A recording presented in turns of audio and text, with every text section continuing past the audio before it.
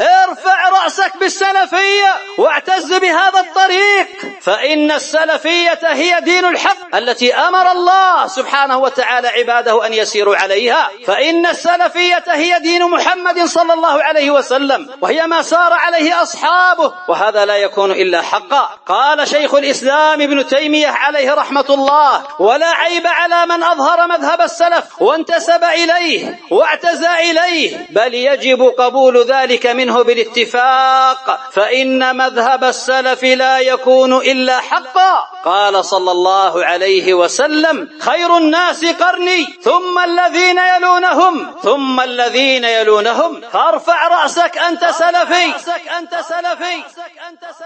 ما دمت على السلفية الحق، ما دمت متمسكا بالكتاب والسنة وتسير على ما سار عليه الصحابة عليهم رضوان الله، وتسير على ما سار عليه سلفك الصالح، فأنت في خير ورفعة ما دمت على هذا الطريق. والسابقون الأولون من المهاجرين والأنصار والذين اتبعوهم بإحسان رضي الله عنهم ورضوا عنه، يرضى الله سبحانه وتعالى عنك ما دمت على هذا الطريق. قال الله آمرا عباده بالسير على ما سار عليه السلف: ومن يشاقق الرسول من بعد ما تبين له الهدى ويتبع غير سبيل المؤمنين نوله ما تولى ونصله جهنم وساءت مصيرا. قال الله: فإن آمنوا بمثل ما آمنتم به فقد اهتدوا وإن تولوا فإنما هم في شقاق. إن أردت أن يرفعك الله سر على ما ساروا عليه، فقد وضعت على الطريق فسر. قال عبد الله بن مسعود: اتبعوا ولا تبتدعوا فقد